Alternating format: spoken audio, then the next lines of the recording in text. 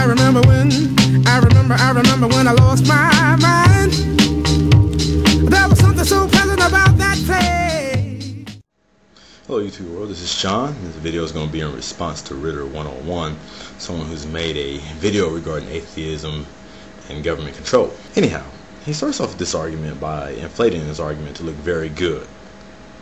And his argument comes very unproven with no evidence of statistical backup. Now, I'm assuming he's wanting to play on the ignorance of the audience to make such a statement as to say that the most oppressive governments or human killing regimes have been atheists when they have taken over government.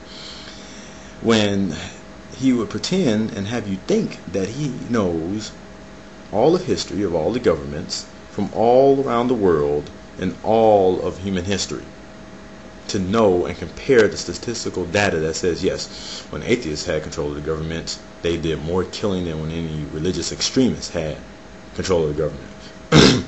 There's just no backup for this outrageous claim, and he knows it, and I guess he assumes that you don't know it. Anyhow, his next point says that nevertheless atheists claim that people of faith are to blame for mass amounts of people's lives being taken. This is not based on facts. Now, I hope my audience is well enough to know that this is strictly false. That indeed historical facts do attest to the fact that there has been people of faith and religion that have been in charge of governments that have been responsible for massive deaths. I mean, do we really have to go down this long list of individuals and groups and governments ran by religion? I mean, do we need to bring up the extreme Islamic states and what they do to people? The Crusades, the Inquisitions, the terrible Dark Age brought on by the Catholic Church. How about pagan Rome and what it used to do back in the day? Now, mind you, these things are non-Christian, or at least the Christians would definitely want to tell you that what the Catholics did or definitely had nothing to do with Christianity. But non-Christian does not equal atheism. So these were religious governments, and they've done all kind of heinous things against humanity. So the idea that this claim by atheists is not true is actually false. They have indeed, proven by historical fact, been responsible. Now, which side has killed more? I don't have that kind of data in front of me to know. Anyhow, his last statement is that in the past century, atheists have forced their beliefs upon those of faith, or simply slaughtered them by the hundreds of millions. And of course, he brings no kind of data whatsoever to show the proof of this claim. But he does bring about two examples, and that's Russia and North Korea. Now, North Korea, mind you, is a statewide cult. Mostly everybody can agree with that and know that. Let's think about this. Would atheists go about rejecting gods of the sky only to set up a God-man and worshiping him? Would atheists want to set up an infallible leader that they're not to question and who they're to bow down before, such as Kim Jong-il? No, my friends. North Korea persecutes everyone, and that's including atheists, not just Christians. Let's try to go to North Korea as an atheist and decide not to bother bowing down to Kim Jong-il, and let's see what happens. Let's see if he decides, oh, well, you're atheist, I guess just like me, so you're fine. I don't think so. This is the cult we're talking about, folks, ran pure by the government. Now, his argument that he gave me when I was trying to have this discussion with him on his page was that the people of North Korea does not give Kim Jong-il any kind of supernatural recognition or any godlike recognition, and they don't, and things of this nature. Of course they do attribute miracles to this man and consider him divine. Now, unlike this individual Ritter, I actually have watched now 3 documentaries regarding North Korea. And we're not talking about documentaries from the outside of North Korea speaking about North Korea. We're talking about documentaries that were secretly done while inside North Korea. Hidden cameras and whatnot, showing how the people reacted to Kim Jong-il, how they bowed down before him, how they worshipped him, how they reverenced him and his statues and the like, and how they basically considered him divine. And unlike him, I'm actually over here in South Korea right now. I think I'll probably know a little bit more what's going on up north.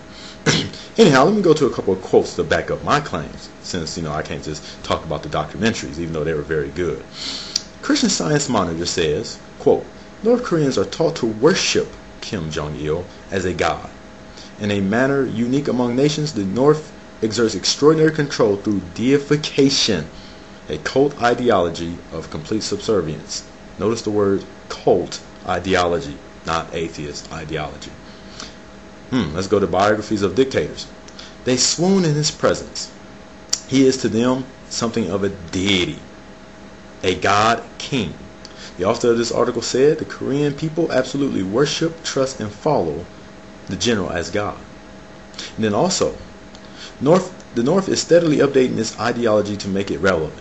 This practice of mass control by in-your-face ideology has been laughed off in much of the world, including China. But North Korea is increasing its ideological cult worship.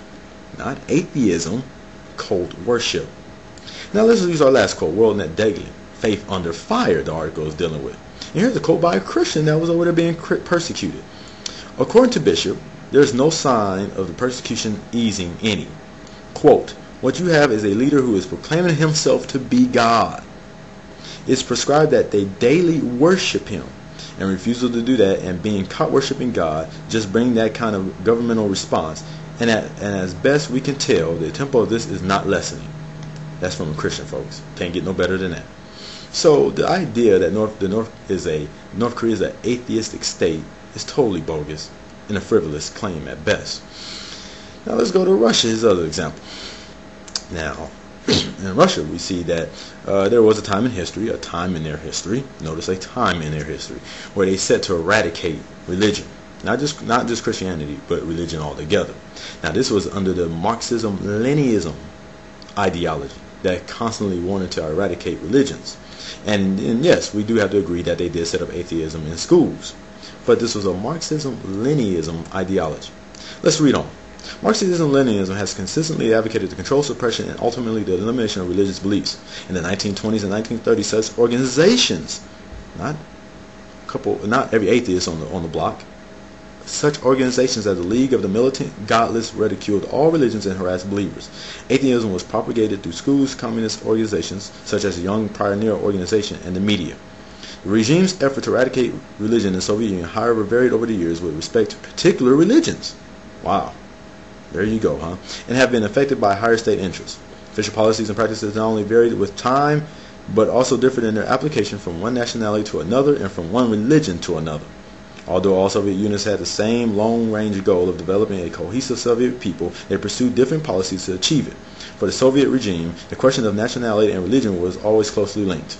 Not surprisingly, therefore, the attitude toward religion also varied from a total ban on some religions to official support of others. Wow. So we're not talking about just a complete absence of religion. Maybe Christianity at a time wasn't well liked in Russia, but this was a support of others while banning some. And again, this was under the Marxist-Leninist ideology. So you can have democratic atheists such as myself. You can have socialist atheists. You can have communist atheists. You can have Marxist atheists. We're not all alike. I'm sorry. This little example right here does not prove that when atheists take over government, all of a sudden it would be something similar to Russia here. You have to look into all the details first and not sit there and charge the individuals with one particular group does. This is no different than the Catholics and the Inquisitions and the Crusades. Now the Christians would be quick to say, oh, that had nothing to do with Christianity. That doesn't represent us. That was extremist. Oh, Muslims, when you get your jihadists, moderate Muslims will say, hey, that had nothing to do with us. They're not true Islam. And then it's kind of funny because when you sit there and point to how Catholics have done various things in the name of Christianity, Christianity will say, oh, no, that's not us. That's not true Christianity. But if a Muslim goes and commits jihad or blows himself up, regardless of the fact that the moderate Muslims will say that has nothing to do with Islam, Christians will ignore that and say, see, there you go. You have Islam. There it is for you. That represents true Islam, blowing up themselves in jihads. So why can't it be that this individual Ritter cannot see that because one particular group, just so happened a Marxist-Leninist handful of people, set up at one time their government to try to eradicate religions, just because they tried to do that, that had nothing to do with everyday atheists. Nor does that prove anything to do with that if atheists took over government, somehow this would be the result. So I've pretty much already proven that the North Korea is currently not an atheistic state. It's an actual cult, a statewide cult ran by the government. And Russia is just one example of a group of people that may have been atheists, but had an ideology that they followed, that not every atheist follows. Christians need to stop adding or trying to add definitions to atheism or atheists. Atheist and atheism is basically no belief and rejection of belief in a God. of the various religions. So you can have a anti-abortion atheist, you can have a pro-abortion atheist. Doesn't make the difference. The problem here is that atheism only has to deal with the rejection of God, not everything else in the world. Hey, if you're a pro-Republican atheist, you're a pro-Republican atheist. If you're a pro-Democratic atheist and you're a pro-Democratic atheist, they have nothing to do with each other. It's called individuals. So this whole video about what happens when atheists take over was completely illogical, frivolous claims at best, and completely false. This is Sean, and all you in the YouTube world, have it easy.